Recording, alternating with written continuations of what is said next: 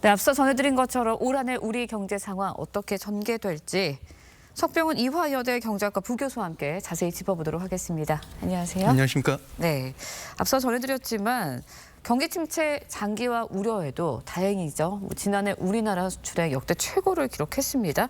반도체가 일단은 견인을 했다 이렇게 봐도 될까요? 예, 그렇습니다. 지난해 수출액이 전년보다 8.2% 증가해가지고요. 예. 6,838억 달러로 역대 최대치를 달성을 했습니다. 근데 역시 가장 중요한 요인은 반도체 수출에 있다고 보고 있습니다.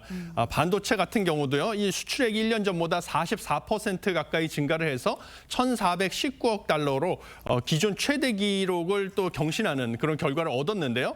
가장 큰 이유는 4분기 들어서 중국 업체들의 추격으로 범용 메모리 가격은 하락하고 그쪽에서는 좀 위기를 맞이했지만 대신 고부가 가치 품목인 고대역폭 메모리 HBM에 대한 수출 확대를 통해서 반도체 수출액이 늘어난 것으로 보고 있습니다. 그리고 반도체뿐만 아니라 선박이랑 자동차 석유화학 품목 등에서도 견조한 수출 실적을 달성을 했습니다. 네, 지난해 이제 대미 수출도 역대 최대치를 기록했다고 합니다. 7년 연속 매년 역대 최대 실적 기록하고 있다고 해요. 예, 그렇습니다. 대미 수출이 1,278억 달러로 전년 대비 무려 10.5%나 예. 증가를 해서 역대 최대치를 기록을 했을 뿐만 아니라 앵커님께서 말씀하신 것처럼 7년 연속으로 매년 이제 역대 최대치를 경신을 하고 있는데요.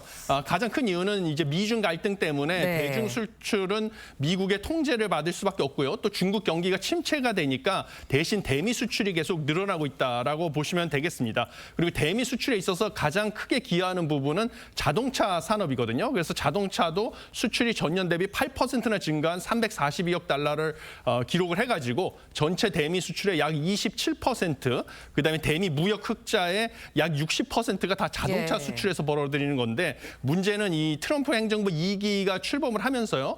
자기네 나라 미국이 무역 수지 적자를 크게 기록하고 있는 나라들부터 통상 압력을 강화하고 있습니다. 네. 그래서 우리나라도 지금 세계 8위 수준이거든요. 대미 무역 수지 흑자가. 그래서 이런 통상 압력을 낮추기 위해서는 수출을 많이 하는 것도 중요한데 미국으로부터 에너지 수입 같은 것을 늘려서 무역 수지 흑자를 좀 낮추는 것이 통상 압력의 강도를 줄이기 위해서 좀 필요하다 이렇게 보고 있습니다. 네, 말씀하신 것처럼 이때까지는 잘해왔지만 문제는 이제 올해부터 아닙니까? 트럼프 행정부 2기가 이제 좀 있으면 출범을 합니다. 그리고 이제 우리나라 주요 연구기관들 올해 수출 증가율 2% 안팎으로 전망을 하고 있어요. 그렇다 보니까 트럼프 행정부 출범 이후에는 어떻게 될지 여기에 대한 우려도 나오고 있거든요. 어떻게 전망하세요? 예, 수출 상당히 어려울 것으로 저도 보고 있습니다. 왜냐하면 지금 국내외 기관들이 내년 수출 증가율이 1에서 2%대로 예상을 하고 있는데요. 가장 큰 이유는 트럼프 행정부 2기가 출범을 함으로써 우리나라의 이제 통상 압력, 관세 장벽도 높이고요. 통상 압력을 강화할 것으로 보이고 그다음에 중국에 대해서도 또 관세를 엄청나게 높일 것으로 보이고 있습니다. 근데 우리나라가 지금 중국하고 미국으로 수출하는 것이 전체 수출에서 약 40%인데 중국에서 통상 압력이 강화돼서 중국의 수출이 타격을 받게 되면 예. 중국이 우리나라에서 반도체로 같은 중간재를 수입하기 때문에요. 우리나라의 중국 수출 역시 어려워집니다. 그래서 대미 수출, 대중 수출이 모두 어려워질 가능성이 커서 수출이 어려울 것으로 보이고요. 또 원달러 환율이 상당히 높아져서 지금 그렇죠. 1,500원대를 돌파할 가능성이 크게 되는 이런 상황도 문제가 되겠습니다. 그래서 원달러 환율이 높게 되면요. 단기적으로는 미국 시장에서 달러화로 표시된 우리나라 예. 제품의 가격이 싸져서 예. 수출이 도움을 받을 수 있는데요. 문제는 이게 장기화될 경우에는 원자재를 갖다가 결국 수입을 할 때 우리나라에서 달러화로 결제를 해야 되는데 그 비용이 올라갑니다. 그래서 이것도 일정 부분 우리 수출품의 가격에 반영될 수밖에 없어서 장기화될 경우에는 좀 수출에 좋지 않은 영향을 줄 수 있다 이렇게 보고 있습니다. 네, 그렇다면 뭐 대책으로 수출국을 다변화해야 된다 이 방법밖에 없는 건가요?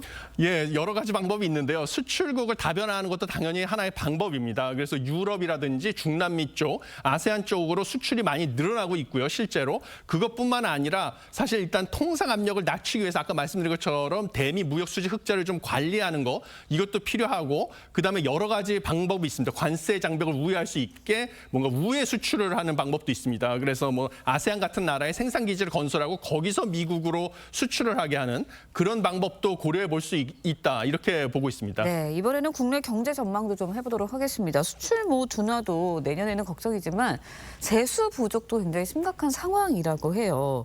정부가 이제 지난해 한국은행에서 170 11조 원 넘게 빌려 쓴 것으로 나타났거든요. 예. 결국 이거는 기업들이 실적이 부진해서 세수를 좀 그러니까 세수가 줄어든 거 아닌가 이런 우려들이 나오고 있는데 어떤 상황인 거예요? 예, 맞습니다. 정확하게 지적을 하셨고요, 앵커님께서.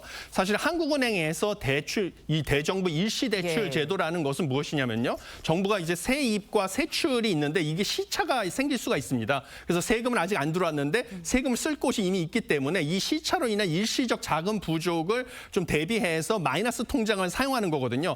그런데 이게 지금 역대 최대 규모로 예. 173조 원을 3조 원을 달성했다는 것은 무엇이냐면 그만큼 정부가 들어오는 일시적인 세입이 부족했다. 세출보다 많이 세수 결손 때문이다라고 보시면 되겠습니다. 그래서 결국은 이것은 세수가 부족한 네. 이유는 경기가 침체되고 그래서 소득세도 적게 들어오고 기업 실적이 둔화되니까 법인세가 부족했기 때문이거든요. 그래서 추가적인 세원을 발굴하는 것이 불가피하다 이렇게 보고 있습니다. 네, 그렇다면은 세금을 더 내야 되는 상황인 건가요? 왜냐하면 예. 세수 부족을 해결할 방법은 결국은 세금을 더 걷어들이는 방법밖에 없는 거잖아요. 예, 맞습니다. 앵커님께서 말씀하신 것처럼 결국은 세율을 올리든지 추가적으로 세금을 더 걷어들이는 방법밖에 없거든요. 예. 그래서 제가 관련 사안으로 전문가 간담회 여러 차례 참석을 한 적이 있는데 예. 역시 이거 세금과 재정 관련 전문가들이 공통적으로 하는 의견이 주요 선진국하고 비교해 봤을 때요. 현재 우리나라가 세율이 특히 낮은 세목이 있습니다. 그게 바로